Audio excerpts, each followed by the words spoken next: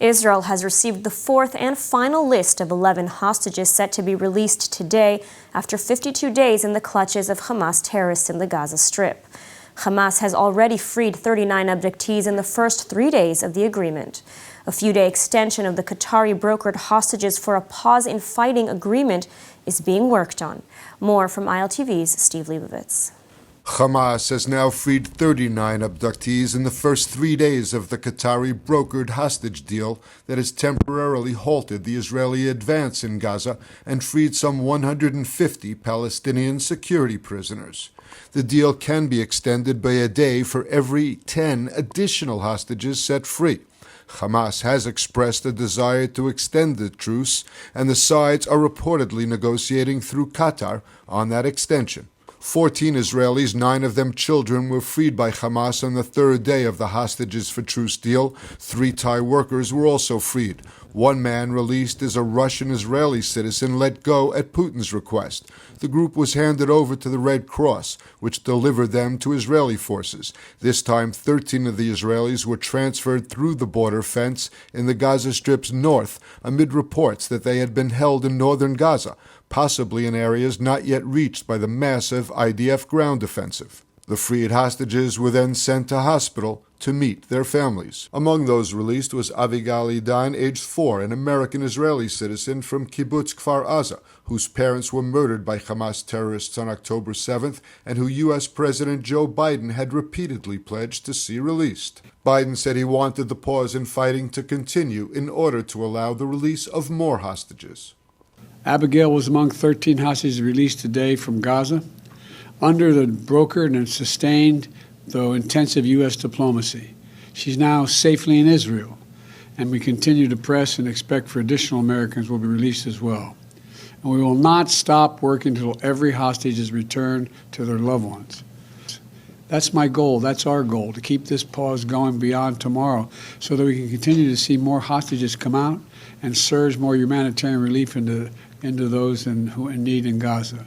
The Qatari Situation Room is working full-time to extend the pause in fighting in exchange for more hostages, and they've even sent a team to Israel to work on the issue.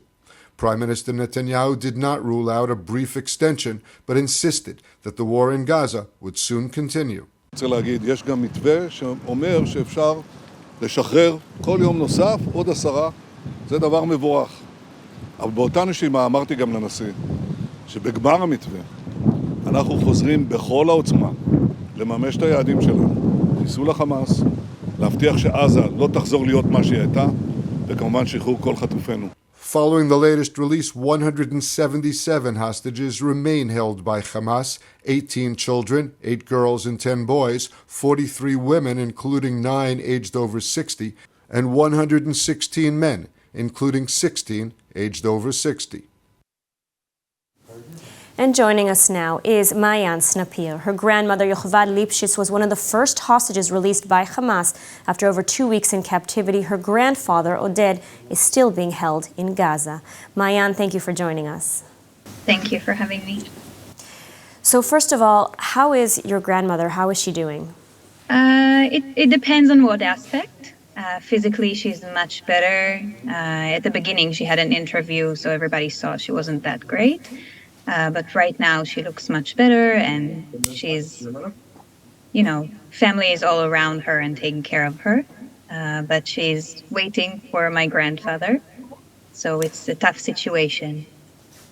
And have you heard anything, any update about your grandfather, about his condition in captivity? I mean, anything at all? What we know up until now is up until 2 or 3 days ago, we didn't know anything. We just know he was hurt before he was kidnapped, but we didn't really know what happened. But one of the women that was released a few days ago, she saw him. She was with him in the same room in captivity, but at some point he was taken away. So we still don't know exactly what's going on, but this is the first piece of information that we have about him in Gaza. We got a confirmation that he's there. So this is encouraging that you know that he's alive. And so I understand that they were separated. Your grandparents, they weren't held together. Yes. At the morning when they were kidnapped, there was a siren. They were still sleeping. It was early in the morning. At some point, when the terrorists came in, my grandfather held how do you call it? He held the door to make sure it's not gonna open. But they shot him in his hand from the outside. So we knew he was hurt, and at that point they took him outside and they hurt him, and my grandma was taken separately. So the only thing she knew to tell us when she came back was that he was shot, he's hurt, and she didn't hear anything from him anymore, and she was taken away.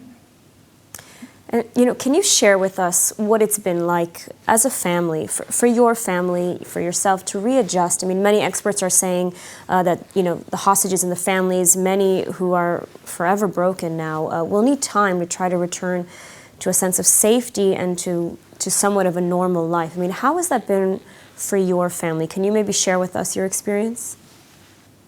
Yeah, I think we experience something that many families begin to experience right now, which is one person coming back from captivity, but the other one is still there.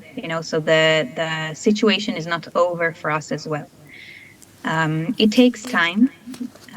Even at the beginning, when my grandmother was back, it wasn't all of a sudden, going back to normal. It takes time. It's a process. It's not in one day. But I think that the phrase, many people use it nowadays, going back to normal, I don't think it's even something that's going to happen. I mean, something has to change, because obviously what wasn't that great if it got us to this situation right now. So something needs to change in both sides, I think.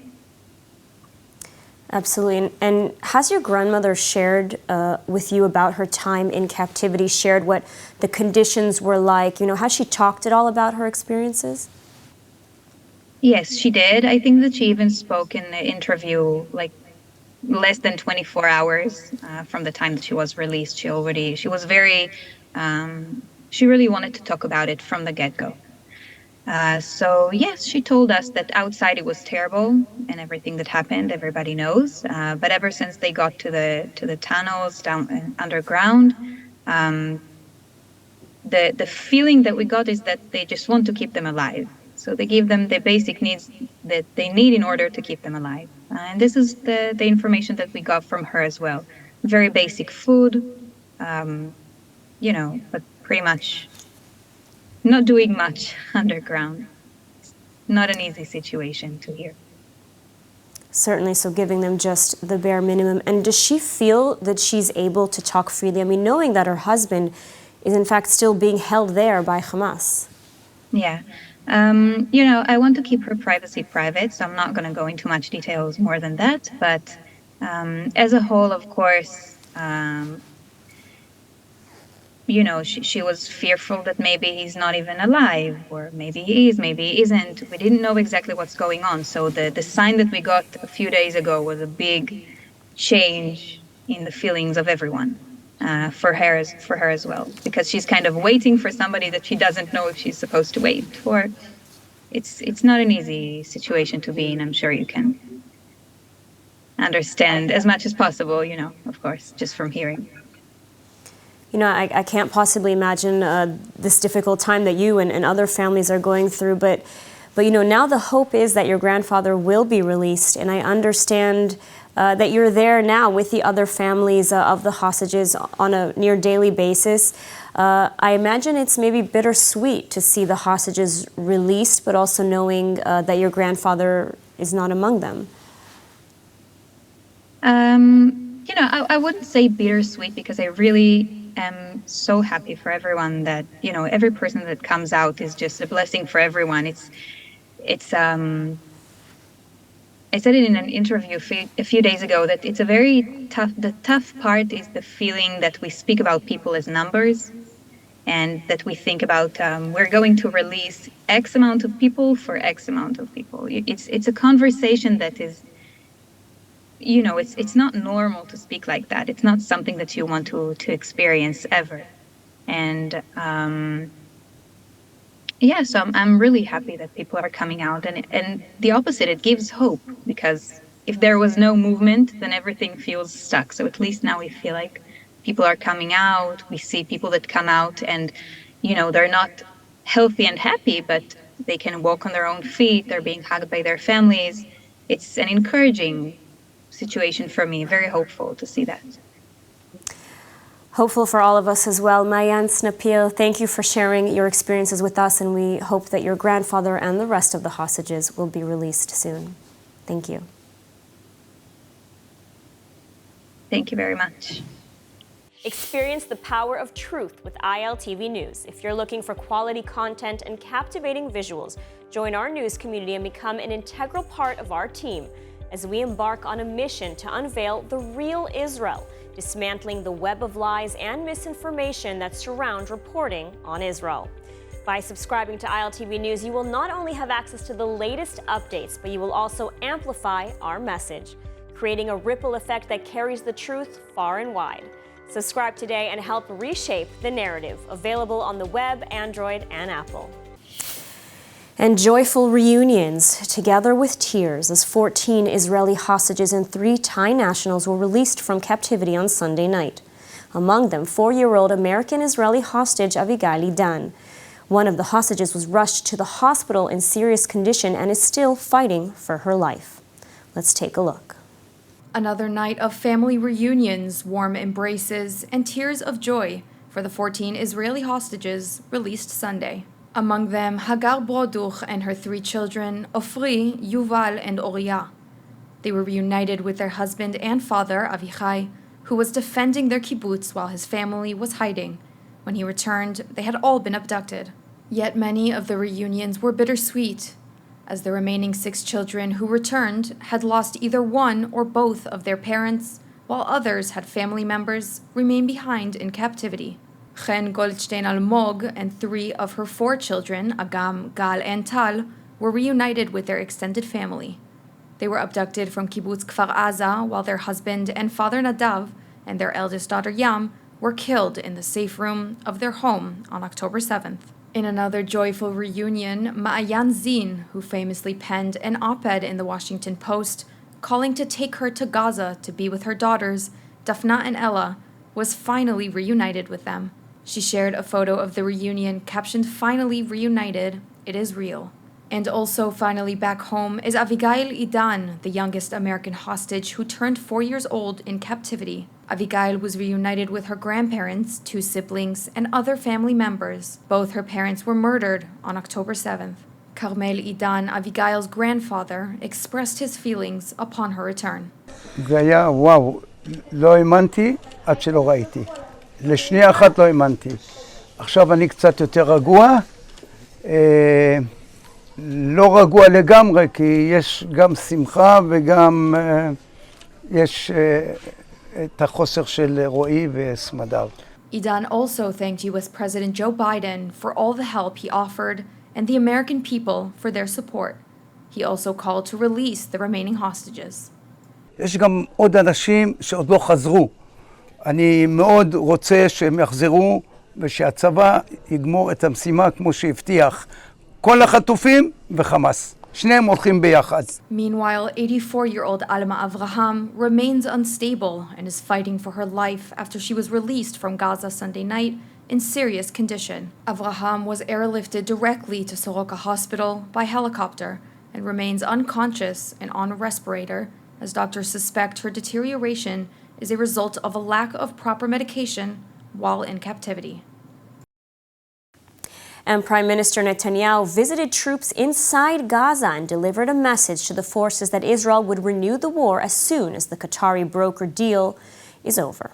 More on day 52 of the war in Gaza in this report from ILTV's Steve Leibovitz. Wearing all the required protective gear, Prime Minister Netanyahu visited troops inside Gaza for the first time since the start of the operation. Netanyahu held situational assessments, spoke with commanders and troops, and visited a former terror tunnel. The Prime Minister told officers that the offensive to destroy Hamas will continue as soon as the hostage for pause and fighting agreement is over, and the IDF will continue until victory. מאוד מתרשם מהארץ. תדע, יש רוח, יש עוצמה, יש נחישות. ויש תוצאות. גם את זה, גם את זה. אנחנו כל הזמן אותם, מפקד. אני פה בשביל עם ישראל, נכון? אני אומר לך, כמו שאמרתי לביידן, אנחנו הולכים לעשות את זה, להשלים את זה. שלא יהיה לאף אחד ספק. לא מבחינת רק הכוונה, אלא גם היכולת. אני מאמין בכם, גאה בכם. Netanyahu spelled out Israel's 3 goals for the war.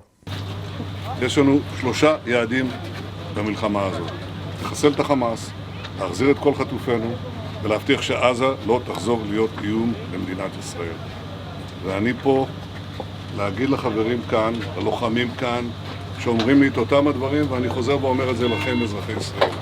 אנחנו ממשיכים עד הסוף, עד הניצחון. שום דבר לא יעצור אותנו. Earlier, IDF Chief of Staff Halevi assured troops in Gaza that the war against Hamas would resume following the pause in fighting designed to rescue hostages being held by the terrorists. Halevi approved battle plans for after the pause, which is scheduled to end tomorrow morning, but might be extended. Continuing to fulfill its part of the 4-day hostage agreement, Israel allowed the entry of 200 trucks carrying humanitarian aid with some of the supplies heading for the northern part of the enclave. The trucks were checked by Israeli authorities at the Nitzana crossing with Egypt before heading to Egypt's Rafah crossing to enter Gaza. Dozens of the trucks and 6 ambulances headed for the northern Gaza Strip, including to areas that had not been evacuated with the approval of Israel. And Elon Musk landed in Israel today. While here, he met with Prime Minister Benjamin Netanyahu and President Yitzhak Herzog. He also toured Kfar Aza, one of the sites of the October 7th massacre. More in this report from ILTV's Devo Klein. Accompanied by Israeli Prime Minister Benjamin Netanyahu, tech CEO of SpaceX and X, toured Kfar Aza, one of the kibbutzim hardest hit on October 7th. He was briefed by Sha'ar HaNegev Regional Council Acting Chairman Yossi Keren and IDF spokesperson Representative Liad Diamond on the massacres that transpired there. Afterwards, Musk visited the Liebstein family residence and heard about the heroism of the late Ophir Liebstein, the former regional council chairman who was murdered in an exchange of fire with terrorists who had entered the kibbutz. The Prime Minister and Musk also visited the Itamari family residence, where Musk heard about Avigail Idan, the 4-year-old hostage who was released yesterday and whose parents were brutally murdered. Following his visit to the kibbutz, Musk met with the Prime Minister in the Knesset and held a live briefing on X. Musk concluded his visit with a meeting with Israeli President Yitzhak Herzog to discuss concerns of anti-Semitism on X. Hamas's October 7th massacre and the ensuing Israel-Gaza war has reverberated throughout the region, as Israel's relations with its Arab peace partners have been put to the test. Joining us now with more on the implications of the war for the Middle East is Jason Greenblatt, former White House envoy to the Middle East and director of Arab-Israel diplomacy for the Jerusalem Center for Public Affairs. He has just released a new book, In the Path of Abraham. Thank you for joining us. Thank you for having me. So the United States, under the Biden administration, is calling for the implementation of a 2-state solution once this war ends. You've been very outspoken in recent weeks about the fact that this is not a realistic scenario. Can you elaborate as to why? In the Trump White House, we always refrained from using the phrase 2-state solution because it's 3 short words. It means so many different things to different people. And really, October 7th, the massacre, the atrocities show exactly that. If we cannot come up with a formula where Israel is protected, where Israel is always able to defend itself, always able to make sure that it could fight terrorism both within Israel and outside of Israel, then no peace deal is worth anything, and no friend or ally of Israel, like the United States, should ever ask Israel to sign a peace deal. But what we did in the Trump White House is we went through a detailed analysis of what a peace deal could look like to give the Palestinians a better future, to give Israel the security that it needs. But we didn't use a pithy phrase like 2-state solution to describe it. It really requires pages and pages of understanding so people can negotiate not only in good faith, but with the understanding of what a real peace could look like, one that doesn't threaten Israel and one that would allow the Palestinians to thrive if they had better leadership. Now, you were, of course, one of the leading architects of the Abraham Accords. Before that, there was a sentiment that wider regional peace was not possible without first finding a resolution to the Israeli-Palestinian conflict, and that sort of got turned on its head. And more so now, we are seeing that the Accords are holding and withstanding this war. I mean, why is that, do you think, and why are Abraham Accords countries expressing more solidarity with Israel than, say, countries like Egypt or Jordan? Well, the Abraham Accords countries, and really the wider region, understands who the enemy is, not only of Israel, but of themselves. It's terrorist groups like Hamas, Hezbollah, ultimately the Iranian regime that funds and trains and controls all of them. So they recognize that they're just as much under threat as Israel is. Jordan and Egypt, it's a different situation. Those countries had wars with Israel. They killed each other. I have no dramatic hope that those countries will change their approach to Israel anytime soon until there's a much wider peace, and that could be a long way off. But it's a different psychology. It's a different need. And I applaud the UAE and Bahrain and Morocco for standing by the Abraham Accords. I don't think the Abraham Accords are in danger. I think other peace deals potentially are now slightly slowed down, depending on how this war against Hamas unfolds. But I do remain optimistic because ultimately the region needs deals like the Abraham Accords in order to move forward, in order to thrive, in order for the next generation to prosper. Now, U.S. President Biden has said that he believes, in fact, that the October 7th massacre was a response to the fact that he was inching towards a peace deal with Saudi Arabia. Do you agree with that assessment? I certainly believe that is one of the factors. I think the Iranian regime's worst nightmare is a peace agreement between Israel and Saudi Arabia. So they were very nervous about what would happen. I think we weren't so close with Saudi Arabia, but I wasn't behind the scenes, I don't know. And certainly I think Saudi Arabia was headed in a very, very good direction. Obviously, the division inside of Israel, Hamas and the Iranian regime perceived Israel to be weak, to be divided. They got a big surprise when Israel united immediately after the massacre, after the atrocities. So many reservists, I believe it was about 130% of the reservists showed up. I think Hamas felt probably that no reservists would show up based on the divisions that they saw. So there are multiple reasons why it happened, but yes, I do agree that a potential Saudi peace deal was one of those factors. Mm-hmm. And so what needs to be done now? I mean, looking ahead, what do you envision for the region the day after this war? I do think we do need to discuss it. I think that it would be tone deaf to start talking about peace the way many governments are now speaking about it. Certainly, again, going back to your earlier question, to start talking about something called the two-state solution. But I think without giving hope to the region, without giving President Biden political space, because he is actually very strongly standing by Israel, there are certain things I wish he did differently. I certainly don't think now's the time for him to push Israel, not for a ceasefire, not for peace. But I do think we should start talking about the day after and what the day after could look like if certain things get moved into place, such as different Palestinian leadership, such as hopefully Israel's success in decimating Hamas. What that peace could look like is the plan that President Trump put forth. It's a very detailed plan. It helps Israel tremendously. It helps Palestinians tremendously. It does require hard compromises. It's going to take a long time, if ever it is going to be achieved. It will take a long time. But at least a discussion about that could give people hope and also give Israel the time and the space it needs in order to destroy Hamas. Absolutely. Jason Greenblatt, thank you so much for taking the time to speak with us today and for your analysis. Thank you for having me.